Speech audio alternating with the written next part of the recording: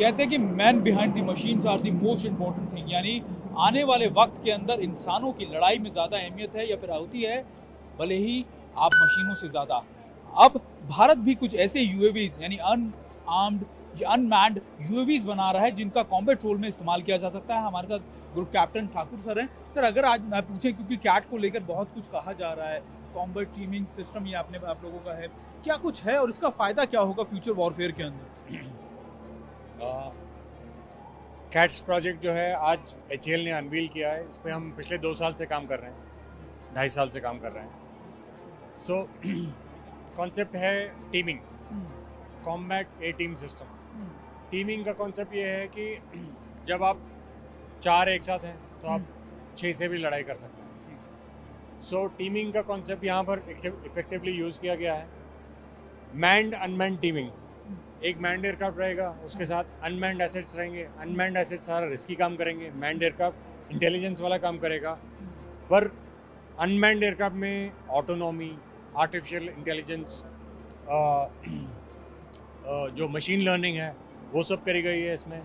इसके अंदर सारी वो टेक्नोलॉजीज हैं जो न्यू जनरेशन में रिक्वायर्ड हैं। इसमें स्टेल्थ है, इंटरनल वेपन बेस है, फैटिक इंजन्स हैं, इसका जो ऑफ कोर्स लॉन्ग रेंज है, air to air missile fire करता है, रेडार है इसमें। जो डेटा लिंक है वो इसका कम्युनिकेशन रखते हैं पायलट से, तो पायलट सारी सिचुएशन देख सकता है अपने कॉकपिट में बैठे बैठे लार्ज एरिया डिस्प्ले में। उस सिचुएशन को कंट्रोल कर सकता है, कमांड कर सकता है, उनको ओवरराइड कर सकता है। सर, हमने 3 वेरिएंट देखे कि हंटर है, अल्फा है और वॉरियर है। क्या कुछ तीनों का रोल अलग अलग है? या सो जो हमारे मेजर एसेट्स जो हैं वॉरियर, हंटर और अल्फा, वो मैन्ड एयरक्राफ्ट से कनेक्टेड हैं। कैसे कनेक्टेड हैं? ये है मैन्ड एयरक्राफ्ट जो सारी की सारी मिशन करेगा, अनमैन्ड एयरक्राफ्ट जो सारी मिशन करेगा मैन्ड एयरक्राफ्ट के सामने, उसके काफ़ी आगे रहेगा, वो रिस्की एरिया में रहेगा और कॉम्बैट करेगा। इसका जो छोटा वर्जन है वो यहाँ ऊपर कनेक्टेड है। ये वाला जो आप देख रहे हैं कैट्स हंटर, ये इसका छोटा वर्जन है। सारे वो काम करेगा जो कैट्स वॉरियर करेगा, पर एयर टू एयर कॉम्बैट नहीं करेगा। ये रिकॉन्नेसेंस करेगा, EW जैमिंग करेगा, जब स्ट्राइक हो गई है उसका बैटल डैमेज असेसमेंट करेगा, जब उसको क्रूज मिसाइल के तौर पे यूज़ किया जाएगा तो उसमें पेलोड रहेगा, लॉन्ग रेंज स्ट्राइक करेगा, अपने आप टीमिंग में स्ट्राइक करेगा, डिकॉय की तरह दिखेगा एनिमी के रेडार में, उनको लगेगा ये एयरक्राफ्ट है और बाकी एयरक्राफ्ट छुपकर कहीं और से निकल जाएंगे। तो ये सारे वो काम करेगा जो वॉरियर करता है। प्लस एयरक्राफ्ट के विंग पे है तो उसको रेंज एडवांटेज है, एयरक्राफ्ट के साथ जाएगा और वहाँ से उसकी मिशन स्टार्ट होगी। बहुत रेंज एडवांटेज है उसको। ये जो कॉन्सेप्ट है ये राफाल में भी डाला जाएगा, पर पहले हमें इसे तेजस पे प्रूव करना है, बिकॉज उसकी सारी टेक्नोलॉजी हमारे पास है। उसमें जो वैल्यू एडिशन जो तेजस में मिलेगा वो इसको well beyond all 4.5 generation aircraft ले जाएगा, well beyond the present generation और 5th जनरेशन एयरक्राफ्ट भी ले जाएगा। क्योंकि ये जो है ये स्टेल्थ बर्ड है, ये वो सारे काम करेगा जो 5th जनरेशन में किया जाता है। और इसका रेंज कितना है, कितनी इसकी रेंजेस, ऑप कैपेबिलिटी सारी की सारी अभी क्लासिफाइड है, पर ये तकरीबन उतनी ही कैपेबिलिटी रखता है जितना मैन्ड एयरक्राफ्ट रखता है। कब तक ऑपरेशनलाइज होने की बात है? अब ऑपरेशनलाइज आपने देख लिया है, अब अगली चीज़ ऑपरेशनलाइजेशन है।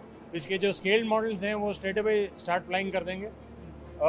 इनकी जब फ्लाइंग स्टार्ट हो जाएगी, UAVs, UCAVs का जो लाइफ साइकिल है बहुत छोटा है, डेवलपमेंट लाइफ साइकिल भी छोटा है, उनका सर्विस लाइफ साइकिल भी छोटा है, तो जल्दी वो सर्विस में आ जाएगा। आर्मी, नेवी, एयरफोर्स तीनों यूज़ करेंगे उसे।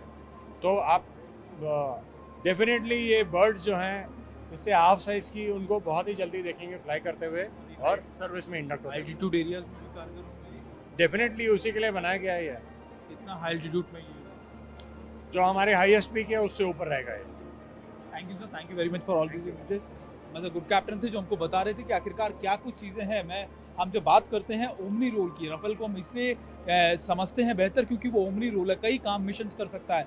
अब तेजस के साथ जब ये वॉरियर यानी कैट्स यानी कॉम्बैट एयर टीमिंग सिस्टम जुड़ जाएगा तो ये भी ओमनी रोल हो जाएगा। वो इसलिए क्योंकि ना सिर्फ ये सर्विलेंस कर सकता है, बल्कि इसके अंदर मौजूद ये वॉरियर जो शिप से यानी आपके एयरक्राफ्ट से पहले आगे जाकर अपने रोल को उसके रोल को पूरा कर सकता है, बल्कि ऊपर लगा जो दूसरा हंटर है वो किसी भी चीज़ को किसी भी एयरक्राफ्ट को हंट कर सकता है, उसको टारगेट कर सकता है। और इसके अलावा अस्त्रा मिसाइल आप देख रहे हैं, इसके अलावा अल्फा जो है, कैट अल्फा या फिर दूसरे जो है ड्रोन जो हैं वो आगे आपके लिए सर्विलेंस का काम कर सकते हैं, या फिर वो भी आर्म ड्रोन्स हैं, पेलोड के साथ हैं, यानी वो भी टारगेट कर सकते हैं।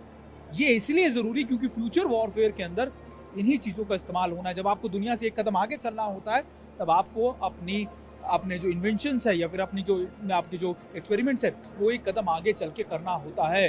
भारतीय सेना यानी इंडियन एयरफोर्स और एचएएल की तरफ से किया गया ये काम निश्चित तौर पर आने वाले वक्त में मील का पत्थर इसलिए साबित होगा क्योंकि ये भारत की एयर डिफेंस क्षमताओं को कई गुना आगे बढ़ाने वाला निश्चित तौर पर है। कैमरा पर्सन वीरेंद्र मौर्य के साथ सुमित चौधरी, TV9 भारतवर्ष, बेंगलुरु।